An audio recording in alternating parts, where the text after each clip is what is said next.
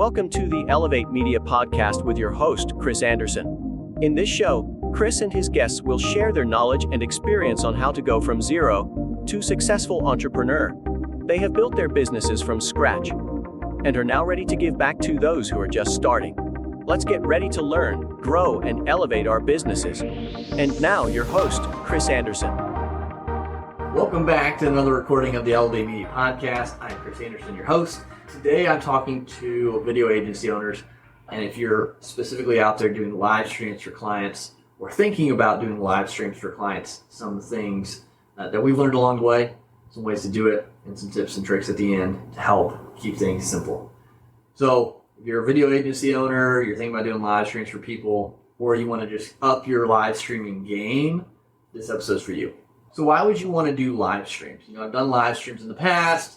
We've, tinkered with the idea of bringing lives back and doing some more, doing some episodes live as well.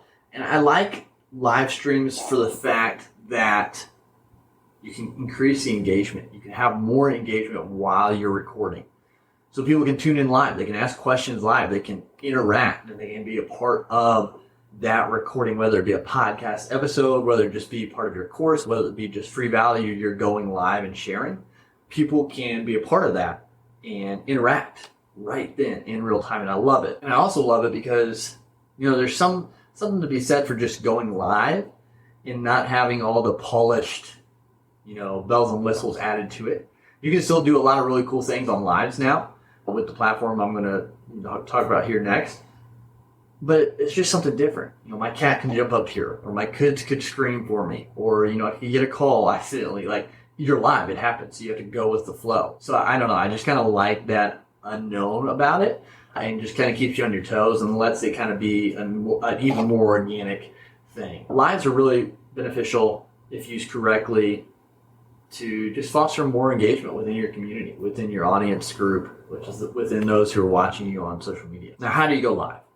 Now, it used to be a lot harder to do this because you'd have to have a certain code you have to put on a platform, and then it connects to your social media profiles or your website. Now, it's fairly simple with a program we use called StreamYard.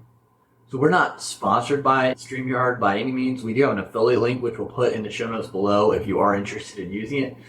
I think it is just enough to get a sandwich out of it. It's nothing crazy, but I think you get like a $10 discount or a $10 credit as well, or something. I can't remember, but that's in the show notes below. So, everyone wins, basically, using that if you use StreamYard. But we like StreamYard because it makes it super simple to connect your social media profiles, and now Instagram as well. And so we just like the simplicity. We also like the ability to tailor the platform and the show, the live stream ourselves, so easily, whether that be through overlays or logos or banners or little comments that come on the screen, or countdown timers, videos, shared screens, all that fun stuff, all in one platform. So it's a great entry point. It's a great professional piece of tech software that you can use. You might have heard of OBS or Pro Presenter. That's just kind of the next level if you're really wanting a serious kind of presentation. StreamYard is fantastic, though, for a lot of uses. We used it with individuals with businesses when they're doing their ribbon cuttings, or they want to just present a ceremony. We just did that recently with a ribbon cutting here in our area, where we set everything up so they could go live and share the ribbon ceremony for more than those who were there in person. But StreamYard is what we used. We use that here at Elevate. We use that with the majority of people we do live streams for outside of here. So StreamYard just is an overall amazing product. Again, you can check it out in the show notes if you want to find out more, but there are others out there as well. So just based on your preference and what you know how to do. But that's the way to do it. It's literally a click of the buttons, and you have your accounts connected. You go live. You can schedule it live. You can set a pre-recorded video to go live. So if it's not actually going to be live, say this recording right now is not live, but I can take this video and I can schedule it to go live on my social media. So it show people that it's not actually live. It's just recorded live. But they can still then comment on that, and you could have someone man that chat to respond and engage. So again, a great platform, super simple to use. Now, when would you go live? That really, it depends on your audience and the metrics that you can find on your social media platforms, when are people more active? A lot of people are probably going to be, during a lunchtime or during, after hours, after work hours, when they're just kind of scrolling through social media at the end of the day. So, but you got to look at that based on your audience and your metrics there. But, you want to try to gear it towards when people are active, and that'll be the best time for you. So some big tips I wanted to share with you. 3 tips when you're setting up your live stream, whether that be for yourself or if you're doing this for a client or for someone else, that I wanted to share with you. The first one is if you are going to be in an area where there's a lot of Wi-Fi usage, a lot of people on Wi-Fi trying to use the same signal, or if you're at a location that you might be farther away from a Wi-Fi hotspot like the modem or router, then you're going to want to hardwire your system into the router or the modem, the internet itself. So whatever that looks like. For example, here, not far from the router in the office. So normal Ethernet cord. For our events that we do, we have purchased a 350-foot Ethernet cable that is graded for outside.